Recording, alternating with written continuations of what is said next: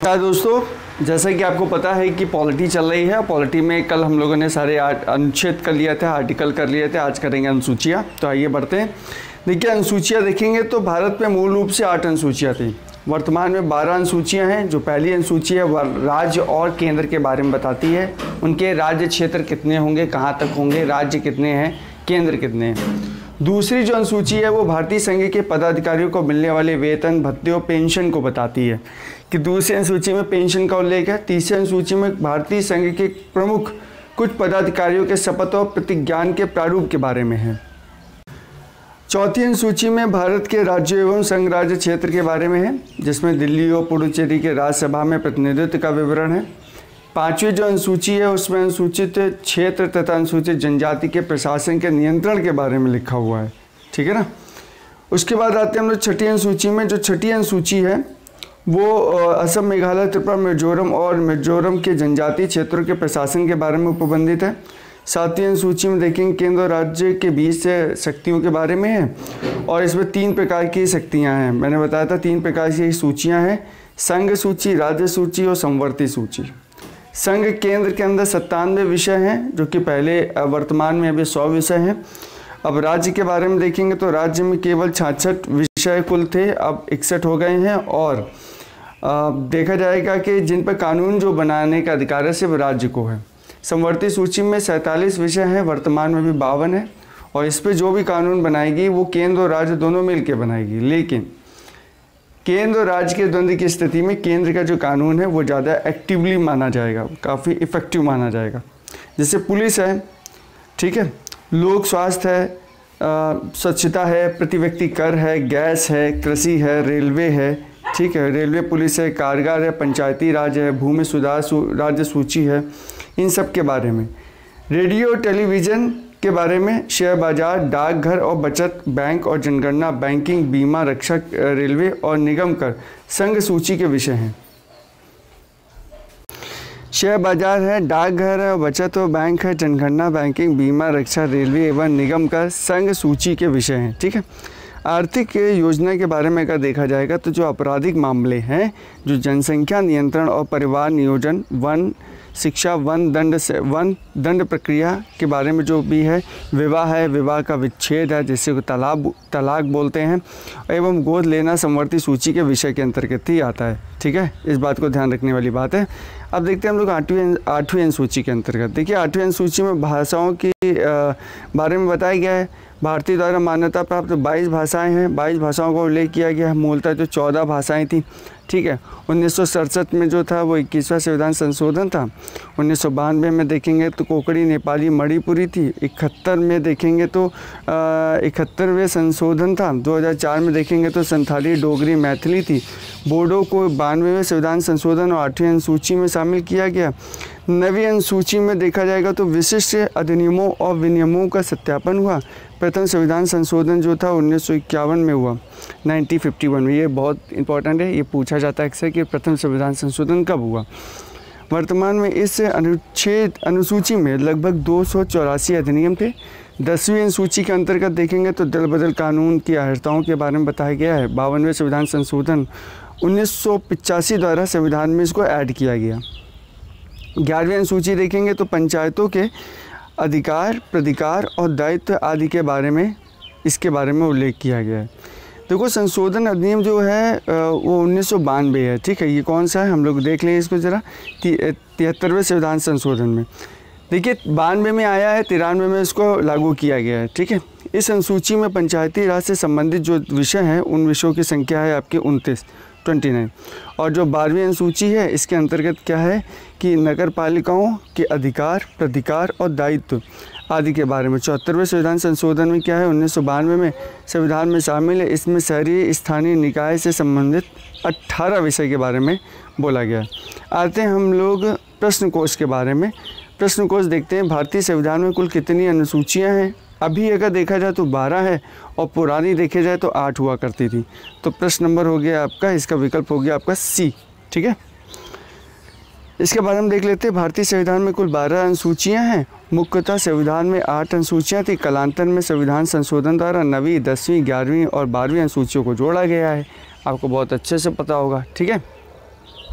भारतीय संविधान में अनुसूचियों संविधान में कितनी अनुसूचियाँ वर्तमान में, तो वो हो जाएंगी 12। इसका विकल्प हो जाएगा आपका सी। ठीक है, निम्नलिखित कथनों पर आपको विचार करना है कि भारत के संविधान में 20 भाग हैं। बिल्कुल गलत बात है, भारत के संविधान में 20 भाग नहीं है, 22 भाग हैं।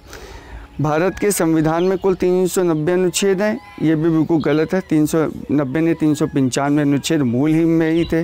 भारत के संविधान में 9वीं, 10वीं, 11वीं और 12वीं अनुसूची को संविधान संशोधन द्वारा जोड़ा गया, ये बिल्कुल सही है। सी विकल्प इसका बिल्कुल राइट है। तो इसका सही विकल्प क्या बन जाएगा, केवल 3। ठीक है, राइट आंसर इसका हो जाएगा दोस्तों केवल 3। बढ़ते हैं प्रश्न नंबर 4 की तरफ। भारतीय संविधान की निम्न में से अनुसूचियों में से कौन सी एक राज्य के नामों की सूची और उसके राज्य क्षेत्र का ब्यौरा देती है। राज्य के नामों की सूची उसके राज्य क्षेत्र का ब्यौरा देती है। देखिए, पहली अनुसूची क्या संघ और राज्य के बारे में का राज्य क्षेत्र जो है उसके बारे में बताती है। दूसरी अनुसूची शपथ के बारे में बताती है। तीसरी अनुसूची है जो वो आपके वेतन और भत्ते के बारे में बताती है। और जो चौथी अनुसूची है यही इसका सही विकल्प है। ठीक है, 4th वाला ये बताती है कि राज्यों का राज्यसभा में क्या प्रतिनिधित्व होगा। ठीक है, देखते हैं। पहली अनुसूची है राज्य एवं संघ राज्य क्षेत्र के बारे में। दूसरी अनुसूची संवैधानिक अधिकारों के वेतन के बारे में बताती है, वेतन के बारे में। तीसरी जो है, माफ़ कीजिएगा मैंने वहाँ पे बता दिया था कि शपथ के बारे में। दूसरी है वेतन, तीसरी है शपथ। ठीक है, पहले वेतन पैसा देंगे फिर शपथ दिलाएंगे। और चौथी अनुसूची राज्यसभा में स्थानों के आवंटन के बारे में। देखिए, 5 नंबर का जो प्रश्न है इसमें क्या कहा गया है, कहा गया है कि यदि भारत संघ के नए राज्यों का सृजन करना हो तो संविधान की निम्नलिखित अनुसूचियों में से किसको अवश्य संशोधित किया जाएगा। तो वो संशोधन किया जाएगा आपकी पहली अनुसूची के अंतर्गत। ठीक है ना, चौथी में नहीं किया जाएगा। चौथी में इसलिए नहीं किया जाएगा क्योंकि आप लोगों के मन में आ रहा होगा कि भाई चौथी में क्यों नहीं किया जाएगा, राज्यसभा में राज्यों के प्रतिनिधित्व और एक नया राज्य जब ऐड हो जाएगा तो फिर तो करना पड़ेगा, लेकिन उसमें ऑटोमेटिक वो ऐड ऑन हो जाएगा, उसमें संशोधन की आवश्यकता नहीं है। ठीक है ना, बढ़ते हैं प्रश्न नंबर 6 में। भारत के संविधान की चौथी अनुसूची विवेचित की गई है। राज्यसभा में राज्यों का आवंटन, इसके बारे में अभी हम लोगों ने बात कर ली है। राजनीतिक दल बदल के बारे में आपको पता ही है, 10वीं अनुसूची में है। पंचायती राज के बारे में पता ही है आपको, 11वीं अनुसूची में है। और भाषाओं के बारे में 8वीं अनुसूची में। ठीक है, बढ़ते हैं प्रश्न नंबर 7 की तरफ। प्रश्न नंबर 7 ये कहता है कि संघ के मंत्री के लिए, यह तृतीय अनुसूची में बोला गया है कि संघ के मंत्री के लिए पद की शपथ का प्रारूप है।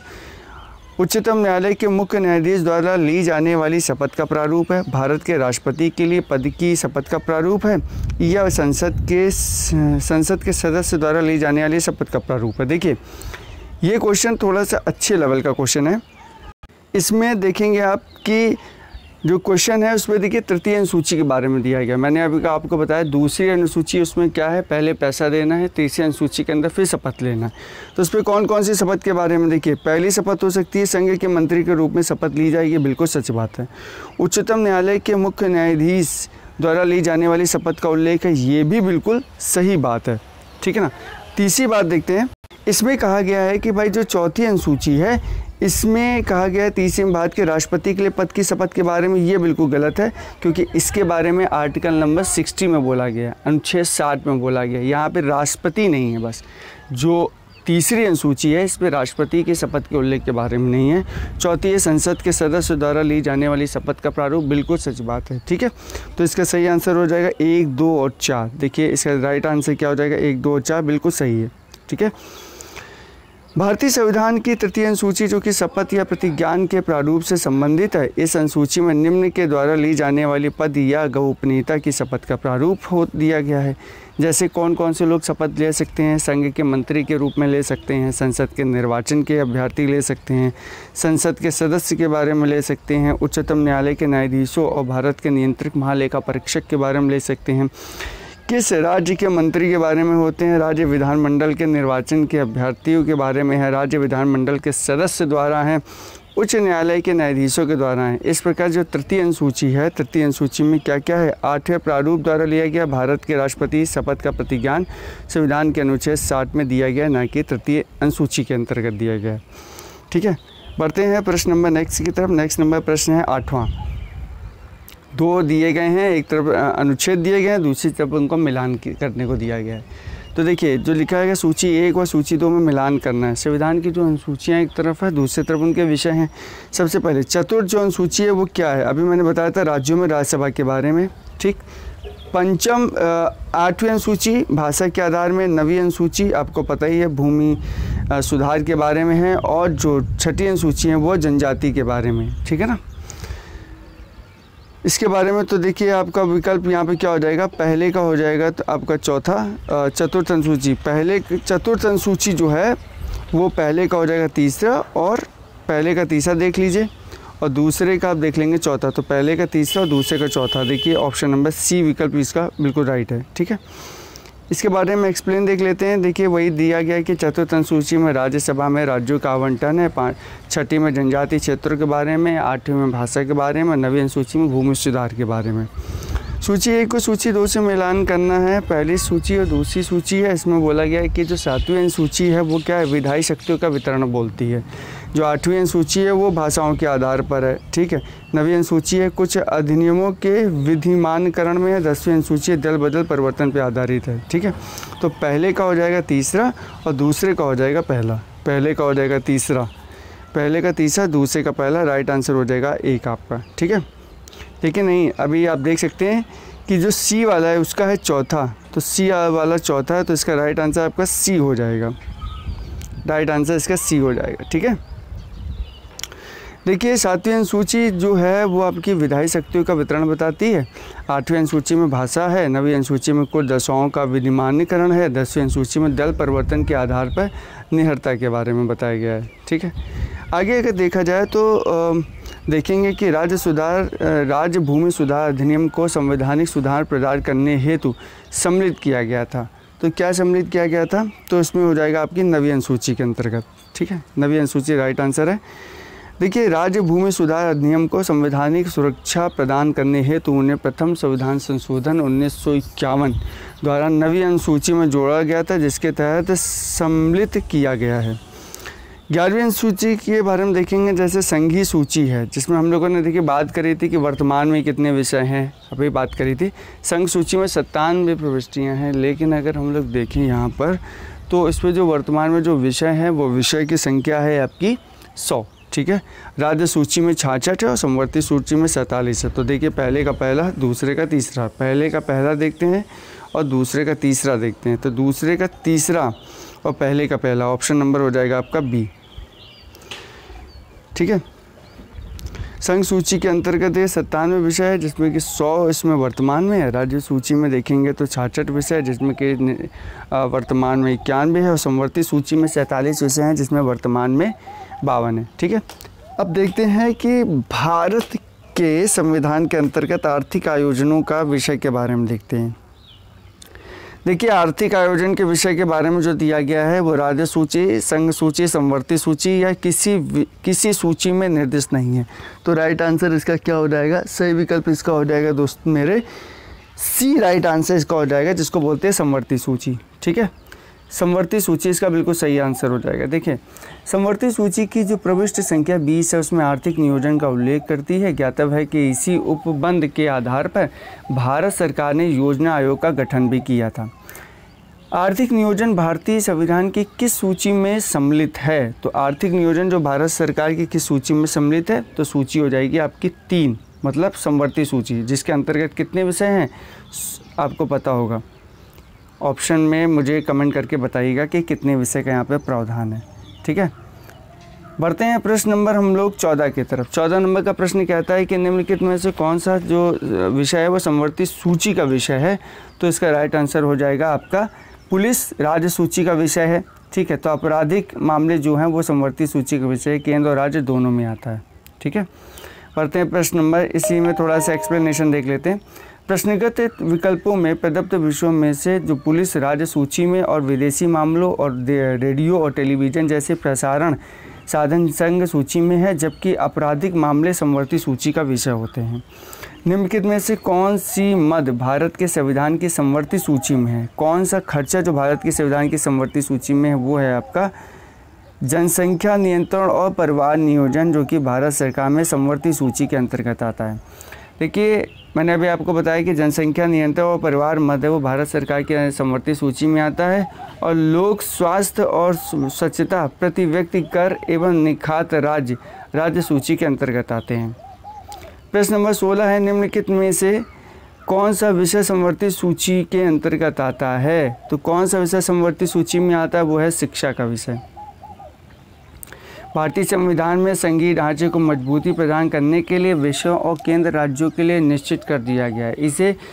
इन्हें महत्व के आधार पर संघ सूची, राज्य सूची, समवर्ती सूची में विभाजित किया गया है, और शिक्षा प्रारंभ में राज्य सूची में शामिल थी, किंतु संघ और राज्य दोनों के लिए इसके समान महत्व को देखते हुए संविधान के 42वें संविधान संशोधन सन 1976 की धारा 57 द्वारा इसे समवर्ती सूची में भी डाल दिया गया। ठीक है, बढ़ते हैं प्रश्न नंबर 17 की तरफ। 17 नंबर का प्रश्न ये कहता है कि शिक्षा जो प्रारंभ में राज्य सूची का विषय था उसे अब समवर्ती सूची में डाल दिया गया है, और वो किस अधिनियम के अंतर्गत, किस संशोधन के अंतर्गत डाला गया था? वो 42वें संविधान संशोधन 1976 के अंतर्गत डाला गया था। ये बात ध्यान रखने वाली बात है। प्रश्न नंबर आते हैं हम लोग 18 की तरफ। 18 नंबर का प्रश्न क्या कहता है? 18 नंबर का प्रश्न कहता है कि भारत के संविधान के अंतर्गत विषय और संबंधित सूची के बारे में निम्न युगों में से कौन सा एक सुमेलित नहीं है? देखिए, यहाँ पे एक बार फिर से मैं रिपीट कर देता हूँ। जो 18वां वाला जो प्रश्न है वो कह रहा है कि भारत के में विषय के अंतर्गत विषय एवं संबंधित जो सूची के बारे में निम्नलिखित में से कौन सा सुमेलित नहीं है? वन तो समवर्ती सूची का विषय है, शेयर मार्केट केंद्र सरकार या संघ सूची का विषय है, डाकघर जो है संघीय सूची का विषय है, और जो जन स्वास्थ्य वो राज्य सूची का विषय है। ठीक है, देखिए, संविधान में जो अनुच्छेद है 245 से 248 के अधीन केंद्र और राज्यों के बीच में शक्तियों के बारे में बताया गया है। ठीक है, तथा इसके संदर्भ में 7वीं अनुसूची में संघीय सूची, राज्य सूची, समवर्ती सूची का प्रावधान है। इसे वन समवर्ती सूची में, जन स्वास्थ्य राज्य सूची में, तथा शेयर बाजार डाकघर बचत सूची में आता है। प्रश्न नंबर 19 आते हैं। 19 नंबर का प्रश्न कहता है कि भाई जो सूची 1 है, सूची 2 को मिलान करना है। तो जो केंद्र सूची है वो जनगणना के लिए है, राज्य सूची पुलिस एवं सार्वजनिक व्यवस्था के लिए, समवर्ती सूची है जनसंख्या नियंत्रण एवं प्रवाह नियोजन के बारे में है, और से शक्तियाँ अंतरिक्ष के बारे में। तो 19 का यहाँ पे विकल्प हो जाएगा आपका पहले का तीसरा, दूसरे का पहला, सी का चौथा और डी का दूसरा। तो सही विकल्प हो जाएगा आपका पहला, राइट आंसर हो जाएगा। ठीक है, देखते हैं यहाँ पर जो 20वां वाला अनुच्छेद है इसके बारे में कि भारतीय संविधान के निम्नलिखित में से कौन सा प्रावधान शिक्षा पर प्रभाव डालता है? तो देखिए कौन कौन सा डालता है। तीसरा डालेगा, चौथा डालेगा और पाँचवा डालेगा। ठीक है, पंचम, षष्ठ और सप्तम। ठीक है, तो सही विकल्प इसका हो जाएगा 3, 4, 5, ऑप्शन नंबर बी। बढ़ते हैं नेक्स्ट क्वेश्चन की तरफ। क्वेश्चन नंबर नेक्स्ट देखिए, इसके बारे में देख लेते हैं थोड़ा सा इसके बारे में देख लेते हैं। क्वेश्चन नंबर 20 है और इसके बारे में देखते हैं थोड़ा सा। नीति निर्देशक तत्वों में अनुच्छेद जो 45 है तथा ग्रामीण एवं शहरी स्थानीय निकायों को क्रमशः अनुच्छेद 243 के 6, 243 के 12 में प्रदान किया गया शक्तियों और प्राधिकारों के अंतर्गत शिक्षा के प्रावधान किए गए हैं। आर्टिकल 45 के अंतर्गत नीति निर्देशक तत्व बच्चों की देखभाल के लिए 6 वर्ष की आयु तक तथा शिक्षा को पाबंद किया गया है। पंचायतों को 243 के 6 के अंतर्गत तथा नगर पालिकाओं को 243 के 12 के अंतर्गत शक्तियों, प्राधिकारियों, उत्तरदायित्व का आवंटन किया गया, जिसमें शिक्षा के प्रबंध की व्यवस्था भी की गई है। अप्रत्यक्ष रूप से पंचम, षष्ठ और सप्तम जो अनुसूची में भी शिक्षा से संबंधित प्रावधान शामिल है। 21 नंबर का प्रश्न देखते हैं। इसमें कहा गया है कि भारत के संविधान की निम्नलिखित में से कौन सी एक अनुसूची में दल बदल विरोध के बारे में बताया गया? तो मैंने बताया 10वीं अनुसूची में। एक जगह मैंने 9वीं अनुसूची बता दी, उसके लिए माफ़ी चाहूँगा, वो मुंह से निकल गया। 10वीं अनुसूची में है दल बदल कानून के बारे में। देखिए, संविधान की जो 10वीं अनुसूची में दल बदल विरोधी कानून विधेयक प्रावधान है, यह अनुसूची 52वें संविधान संशोधन 1985 के द्वारा जोड़ी गई है। ज्ञातव्य है कि 10वीं अनुसूची में 91वें संविधान संशोधन 2003 द्वारा संशोधित किया गया है। इस संशोधन का जो उद्देश्य था वो दल बदल पर रोक लगाना तथा साथ साथ केंद्र एवं राज्यों में मंत्रिपरिषद के आकार को भी सीमित करना था। भारतीय संविधान के किस अनुच्छेद में दल बदल विरोधी कानूनों को रखा गया है? तो अभी बिल्कुल बात हुई है, वो है आपकी 10वीं अनुसूची में। ठीक है, तो इसका हो जाएगा सी ऑप्शन। प्रश्न नंबर बढ़ते हैं 23 की तरफ। भारतीय संविधान की 10वीं अनुसूची का संबंध है, 10वीं अनुसूची का संबंध किसमें है? सबसे पहले भारत की राष्ट्रीय भाषा से बिल्कुल गलत है। अनुसूचित जाति अनुसूचित जनजाति के क्षेत्र पे प्रशासन के बारे में, ये तो 5वीं अनुसूची में है।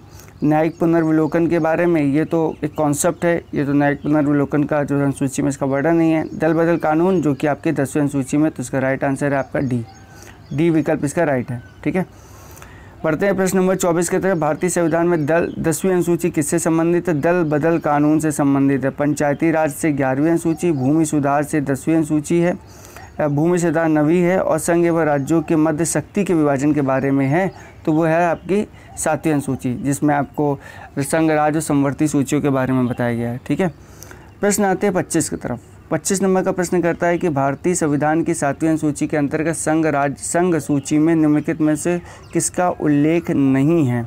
संघ सूची में किसका उल्लेख नहीं है? तो देखिए, जो गैस है ना, इसका उल्लेख नहीं है केंद्र के अंदर, संघ सूची में गैस का उल्लेख नहीं है। विकल्पों में विषयों में से बैंकिंग, बीमा एवं जनगणना संघ सूची में तथा गैस राज्य सूची में सम्मिलित हुए थे। निम्नलिखित में से कौन सा विषय भारतीय संविधान की संघ सूची से संबंधित नहीं है? तो वो है आपका कौन सा? डी विकल्प है, जो कि कृषि से संबंधित है। ठीक है ना, कृषि से संबंधित। देखिए क्या है, रक्षा, विदेशी मामले, रेलवे भारतीय संविधान के तहत संघ सूची के विषय में, जबकि जो कृषि है वो राज्य सूची का विषय है। ठीक है, भारतीय संविधान की 7वीं अनुसूची के विषय के अंतर्गत राज्य सूची में निम्न में से किसका उल्लेख है? 7वीं अनुसूची के अंतर्गत, तो 7वीं अनुसूची के अंतर्गत किसका उल्लेख है ये पूछा गया, तो राइट आंसर हो जाएगा रेलवे का। क्योंकि जो देखिए राज्य सूची में क्या है, रेलवे के बारे में बताया गया है। हालांकि लोगों को लगता होगा कि जो रेलवे है राज्य सूची का विषय है, उनको लगता होगा कि रेलवे जो है वो केंद्र सूची का विषय है, लेकिन जो शिक्षा है, विद्युत है और जो वन है वो सब समवर्ती सूची का विषय है, रेलवे राज्य सूची का विषय है। ठीक है, बहुत लोगों को लगता होगा कि रेलवे संघ सूची का, क्योंकि हम लोग सुनते हैं ना कि रेलवे की वैकेंसी सेंट्रल की होती है, इस वजह से हो सकता लगे, लेकिन ऐसा नहीं है। 28 का बी, 28 का आपका देखिए, निम्नलिखित में से कौन राज्य सूची में है? तो वो है बी, निगम कर। ठीक है, कॉरपोरेट वाला निगम कर, ये नगर निगम वाला टैक्स की बात नहीं हो रही है। प्रश्न नंबर आते हैं 29 की तरफ। लिखा है कि देखिए, पंचायती जो राज हैं वो विषय निम्नलिखित में से किस सूची में सम्मिलित है? तो पंचायती राज विषय हैं वो राज्य सूची के अंतर्गत है। ठीक है ना, पंचायत के राज विषय 7वीं अनुसूची के अंतर्गत राज्य सूची में समाविष्ट में 5 के तहत स्थानीय शासन पंचायती राज्य सूची का विषय है। निम्नलिखित में से कौन सा जो विषय है वो भारतीय संविधान की 7वीं अनुसूची की सूची 3 समवर्ती सूची में लिखा गया है? वो कौन कौन सा विषय है? वो है आपका दंड प्रक्रिया के बारे में। दंड प्रक्रिया के बारे में तो अब हो गया उनका ए विषय हो गया। संविधान की 7वीं अनुसूची जो थी 3rd में, संविधान सूची में दंड प्रक्रिया संहिता की 2 के तहत समवर्ती है, जबकि पुलिस, रेलवे स्टेशन एवं ग्राम पुलिस सहित कारागार तथा लोक व्यवस्था राज्य सूची में शामिल विषय है। विवाह का विच्छेद मतलब तलाक जिसको बोलते हैं, गोद लेना संविधान की 7वीं अनुसूची में निम्नलिखित में से किसके अंतर्गत आता है? बहुत ही अच्छा क्वेश्चन है, तो वो आता है समवर्ती सूची के अंतर्गत। अभी हम लोगों ने पढ़ भी रखा था इसके बारे में।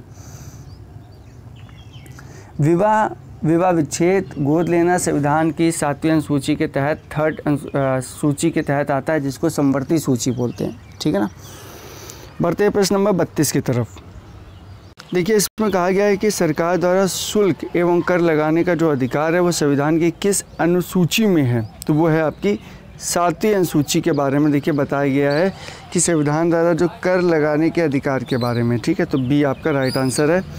देखते हैं, देखिए, केंद्र और राज्य सरकार द्वारा करों एवं शुल्कों के अधिरोपण के संबंध में विभिन्न मद संविधान की 7वीं अनुसूची के अंतर्गत ही है। ठीक है ना, ये बढ़ते हैं प्रश्न नंबर 33 की तरफ। बोला गया है कि भूमि सुधार डैश के विषय के संबंध में आता है। ठीक है, तो इसका सही विकल्प हो जाएगा आपका सी, राज्य सूची के बारे में। देखिए, इसके बारे में थोड़ा एक्सप्लेन देख लेते हैं, एक्सप्लेनेशन क्या है। देखिए, भूमि सुधार राज्य सूची का विषय है, लेकिन राज्य भूमि सुधार अधिनियमों को संवैधानिक सुरक्षा प्रदान करने हेतु 9वीं अनुसूची में प्रावधान किया गया है। प्रश्न नंबर 34 है कि भारत के संविधान की किस अनुसूची में विभिन्न राज्यों में अनुसूचित क्षेत्रों के प्रशासन और नियंत्रण के लिए विशेष उपबंध किया गया है? तो ये किसमें है? 5वीं अनुसूची के अंतर्गत किया गया विशेष उपबंध। ठीक है, इसका थोड़ा एक्सप्लेनेशन देखते हैं कि संविधान की 5वीं अनुसूची में असम, मेघालय, त्रिपुरा, मिजोरम से भारत के सभी राज्यों के अनुसूचित क्षेत्रों के प्रशासन और नियंत्रण संबंधी उपबंध है। असम, मेघालय, त्रिपुरा, मिजोरम राज्यों के जनजातीय क्षेत्रों के प्रशासन के बारे में उपबंध 6ठी अनुसूची के अंतर्गत दिया गया है।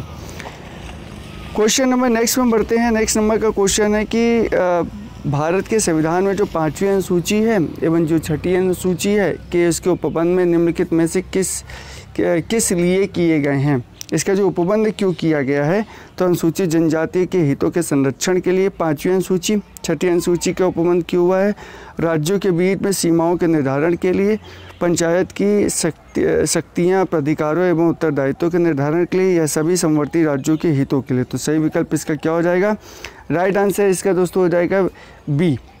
ठीक है, राइट आंसर इसका हो जाएगा आपका बी,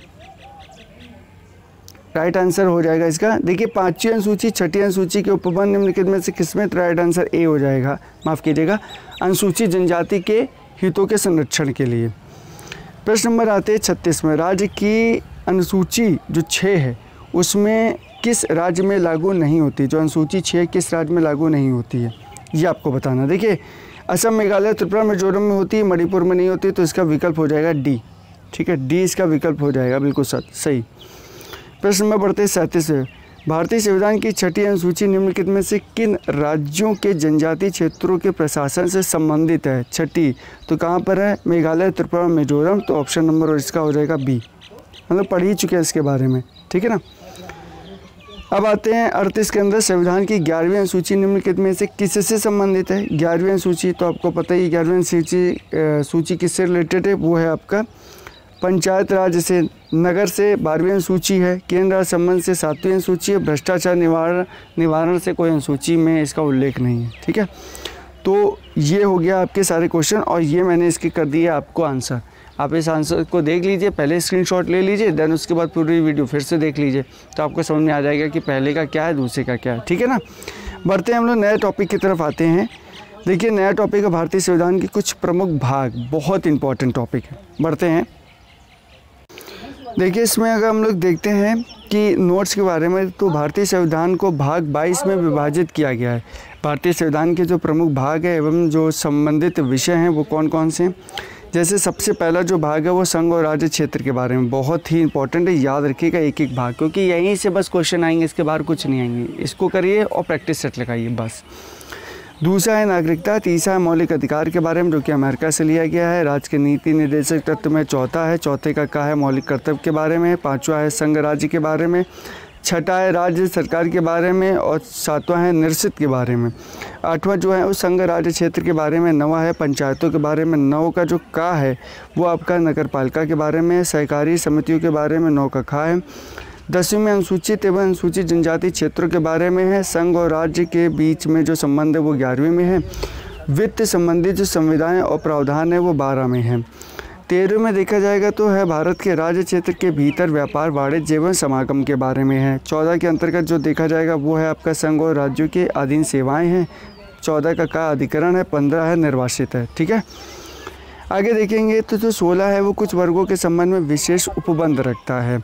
17 है राजभाषा के बारे में। 18वां है आपका अपाल उपबंध के बारे में। 19वां है प्रकीर्ण के बारे में। और जो 20वां है संविधान के संशोधन के बारे में। भाग है 20। ठीक है, जो 21 है वो अस्थायी, संक्रमणशील और विशेष उपबंध के बारे में है। और जो 22 है वो संक्षिप्त नाम, प्रारंभिक हिंदी में प्राधिकृत पाठ और निरसन के बारे में है। बढ़ते हैं, इसके प्रश्न उत्तर करते हैं और देखते हैं। देखिए पहला जो प्रश्न है वो भारतीय संविधान को कितने भागों में विभाजित किया गया, तो आपको पता है 22 भाग हैं। लेकिन है क्या ना कि कई जगह पे भी 25 भी दिखाते हैं, क्योंकि उसके भाग ऐड कर दिए गए हैं। कुछ भाग 22 का ए, 22 का बी, ऐसे करके। ठीक है ना, तो उसमें कंफ्यूज नहीं होना है। क्वेश्चन नंबर आते हैं सेकंड की तरफ। सेकंड नंबर का क्वेश्चन ये है कि आपसे कह रहा है कि भाई नागरिकता से संबंधित जो प्रावधान है वो संविधान के किस भाग में दिए गए, तो वो है आपके अनुच्छेद है 5 से 11, लेकिन भाग है आपका 2। ठीक है, भाग है आपका 2, इस बात को ध्यान रखिएगा। भाग है आपका 2, लेकिन है अनुच्छेद 5 से 11 है। भाग 1 में क्या है, संघ और राज्य के बारे में है। भाग 3 में क्या है, मूल अधिकार है। भाग 4 में क्या है, आपका नीति निर्देशक तत्व है। ठीक है, बढ़ते हैं प्रश्न नंबर 3 की तरफ। देखिए इसमें हम लोग देखते हैं तीसरे वाले क्वेश्चन में कि मिलान करना। नागरिकता आपको पता ही है किस में है, भाग 2 के अंतर्गत है, ठीक है। मौलिक अधिकार आपको पता ही है, भाग 3 के अंतर्गत है। मूल कर्तव्य पता ही है आपको। राज्य के बारे में देखिए क्या लिखा है, राज्य के बारे में लिखा है, इसमें लिखा है कौन सा नहीं है, ये ध्यान देना है कौन सा नहीं है। तो इसका सही विकल्प क्या हो जाएगा आपका, मौलिक कर्तव्य है जो ये नहीं है, क्योंकि मौलिक कर्तव्य आपका 4 के का में है, माफ़ कीजिएगा, ये मौलिक कर्तव्य 4 के भाग में पूछा नहीं है ना, तो मौलिक कर्तव्य 4 के भाग में है, क्योंकि आपका नीति निर्देश तत्व वो 4 में है। राज्य है जो आपके